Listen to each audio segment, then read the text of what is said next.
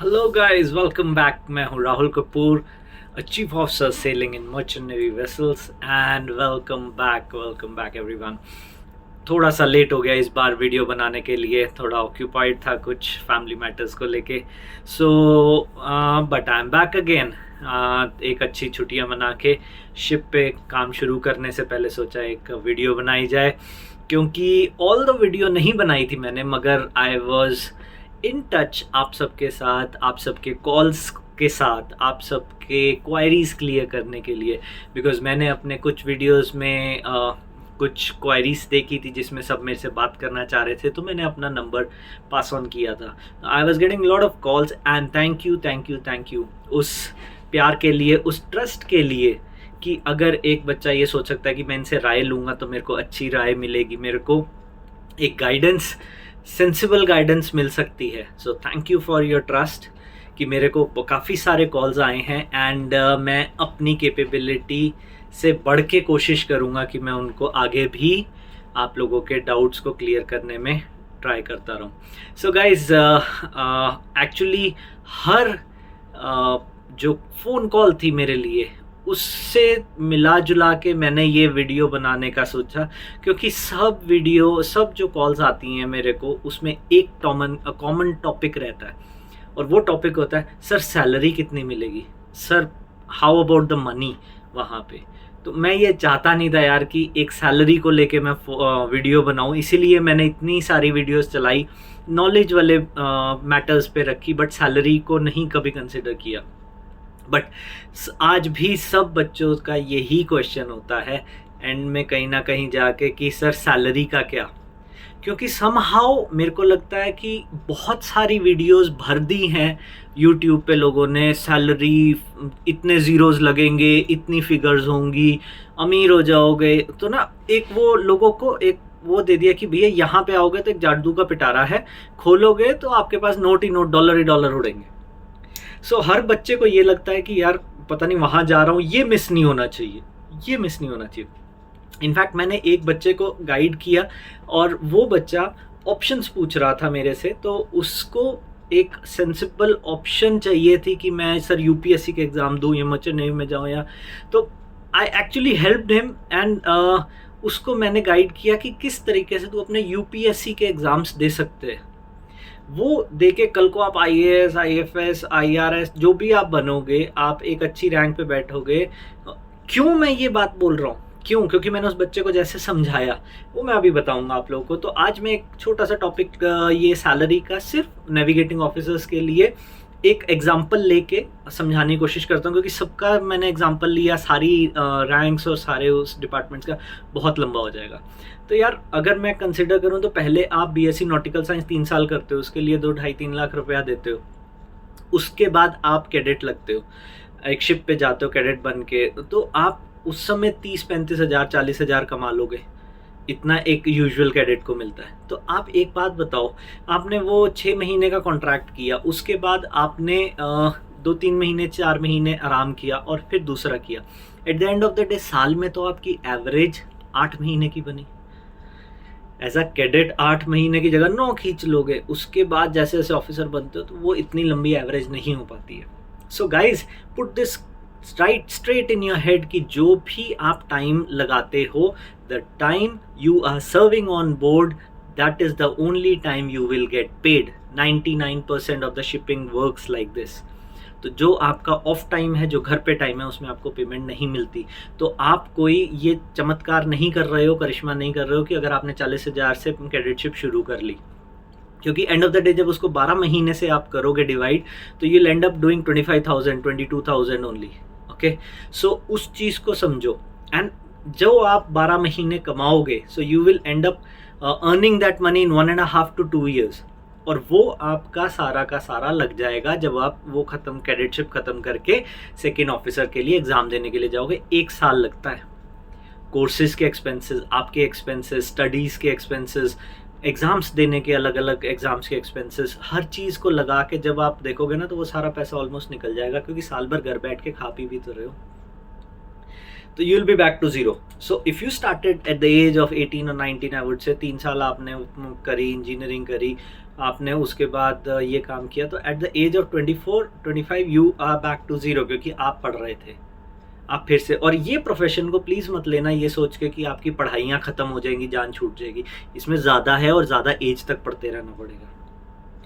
So once you do that, I try to make it more quick. जब आप वो कर लेते हो तो आप सेकेंड ऑफिसर की आपके हाथ में सर्टिफिकेट कॉम्पिटेंसी तो होगा, मगर you will go as a junior officer doing job of a third officer but getting paid as a junior officer.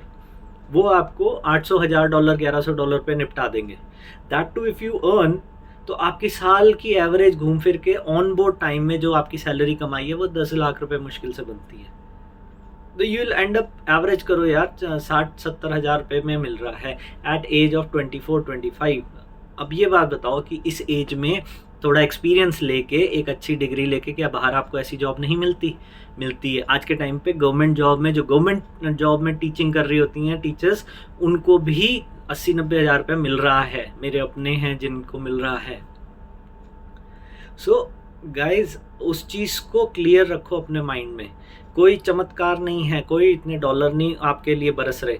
और जब आप वो जूनियर ऑफिसर या थर्ड ऑफिसर बनोगे, यू विल गेट अराउंड 1800, 2000, 22, इतने में आपको जब सैलरी मिलेगी। ये दोनों रैंक्स में जब कमाओगे 2-3 शिफ्ट करके, तो आप सोचोगे चीफ मेट के एग्ज़ाम दे दूँ। उसके लिए फिर 1 साल बैठना पड़ेगा, फिर पढ़ाइयाँ करनी पड़ेगी। मैनेजमेंट रैंक में जाने के लिए पीछे डिमांड एंड सप्लाई भी ध्यान रखी जाती है, इसलिए आपको एक झटके में पास नहीं किया जाएगा जैसे सेकेंड मेट में कर देते हैं। तो उसमें आप साल लगाओगे, कोर्सेज एक्सपेंसेस हैं, आपके एक्सपेंसेस हैं। कुछ लोग तब तक अपनी वेडिंग प्लान करेंगे, कुछ ना कुछ आप इन्वेस्टमेंट प्लान करोगे। You will end up using all that money. फिर आप वहीं पे नीचे आ गए। बाहर नौकरी करोगे तो आप वो कमा के इकट्ठा तो कर रहे हो, यहाँ पे तो वो आपका जो स्ट्रीम है मर्चेंट नेवी, वही आपसे वापस ले लेगी, समझे। और जब एक्चुअल कमाइयाँ शुरू होती हैं, एक थर्ड मेट की 1800 से 2500 के बीच में होगी, और एक सेकेंड मेट की will be somewhere around 3000 to 3500, इतने आपको मिल जाएगा, ठीक है। बट एक्चुअल आपकी जो कमाइयाँ हैं ना, जो आप कहते हो, जो सपने देखते हो कि डॉलर्स और बहुत सारा पैसा बरस रहा है, जो एक्चुअल बल्क मनी आपको इकट्ठा होता है, वो आपका होता है when you start sailing as chief mate. क्योंकि चीफ मेट तक की पढ़ाइयों तक तो आप बार बार आपका करियर ही आपसे पैसा वापस मांगता रहेगा। बट जब चीफ मेट के लिए पढ़ाई खत्म करके आप ऑन बोर्ड चीफ मेट बनते हो, that is a time when you start earning in bulk and then you realise कि हाँ, मेरे को अब एक्चुअल पैसा आ रहा है। क्योंकि तब होता है कि आपको बल्क में आ रहा है चीफ मेट। अब मैनेजमेंट रैंक में ना, ship to ship the type of cargo you carry, उसमें फ़र्क जैसे जैसे होता है वैसे वैसे सैलरीज बहुत फ़र्क करती हैं मैनेजमेंट रैंक में। जैसे अगर एक कार्गो शिप है, उसमें मे बी चीफ मेट को 5 to 6,000 मिल रहे हों, बट एक अगर टैंकर पे चले जाओगे, गैस कैरियर पे जाओगे, ही विल बी पेड 7,000 और 7,500 और 8,000 में भी। तो मास्टर जनरल कार्गो पे he will be getting around $8,000, but वही अगर गैस कैरियर्स पे चले जाओगे, he will be getting $12,000-13,000 per month. That is the time when you start earning and collecting it. तब आप लाइफ में कुछ बल्क का प्लान कर सकते हो। बट वो जमाने गए जो आज से 15 साल पहले थे कि ऑन शोर सैलरीज कुछ भी नहीं थी, आपकी सैलरीज बहुत हाई थी, आप डॉलर्स कमा के ला लेते थे। आज के टाइम पे शोर पे भी उठ गई है, और आपकी एक लास्ट डेकेड में 10 साल में सी फेयरर्स को वो इंक्रीमेंट नहीं मिला है। तो वो जो गैप था ना, मतलब पानी का पैसा एंड द ऑन शोर मनी यू गेट, वो गैप ऑलमोस्ट इक्वल हो गया।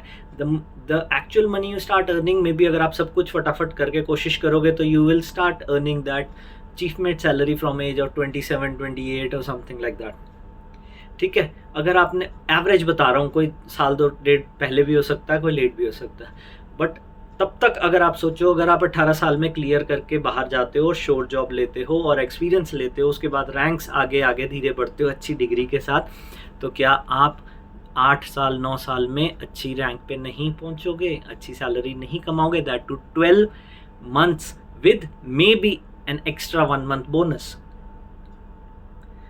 तो गाइस, वो जो सैलरियां हैं ना, वो जो आपको फिगर्स दिखाते हैं और डॉलर्स चमकाते हैं, मेक श्योर यू अंडरस्टैंड कि that is for the time you have served on board, okay. तो उसको एवरेज आउट करोगे तो इट इज़ नॉट समथिंग कि हाय दुनिया में मिल ही नहीं सकती थी। अच्छी हैं, बहुत अच्छी हैं, बहुतों से अच्छी हैं, बट ऐसा नहीं का कोई चमत्कार है और आपको नहीं मिल सकती। सो आप उस चीज़ को समझो एंड उसको 12 से डिवाइड करके अपने आप को देखो, where do you stand and do you have an option other than this as well. So ऐसा नहीं है कि मैं आपको मना कर रहा हूँ, डिमोटिवेट कर रहा हूँ कि शिपिंग में मत आओ, बट मैं एक रियलिटी चेक दे रहा हूँ। क्योंकि अभी तक जितनी वीडियोस बनती है ना, लोग वो दिखाते हैं ये फिगर ये इतने डॉलर, कोई उसको समझाता नहीं है। आज एक कोर्स करना हो तो वो कोर्स ही आपसे आधे पैसे मांग लेता क्योंकि आप बाहर से कमा के आए हो। सो वो चीज़ कोई समझाता नहीं है, सिर्फ फ्लैशी दिखाता है। उसको समझना ज़रूरी है अपना लाइफ का स्टेप लेने के लिए। So I hope you guys have understood what I am trying to convey and उस चीज़ को समझ के आप स्टेप लोगे। क्योंकि मैं कहूँ आप आओ या आप ऑल्टरनेटिव देखो, बट माइंड में क्लैरिटी होनी चाहिए। आपका स्टेप क्लैरिटी के साथ आना चाहिए। ऐसा नहीं होना चाहिए कि धोखे में आ गए जी अब तो कुछ हो नहीं रहा। So understand everything takes time. पैसा है बहुत अच्छा है, but everything takes time. Guys उस चीज़ को समझ के और कमेंट में मेरे को कुछ बताना अगर आपको और कुछ टॉपिक या कुछ और समझना है मेरे से। This was a common thing which I saw सबके साथ ये प्रॉब्लम आ रही है। सो मैंने कहा एक प्लेटफॉर्म पे ही सबको समझाऊँ इस चीज़ को लेके। I hope I could convey my self and thank you everybody, best of luck.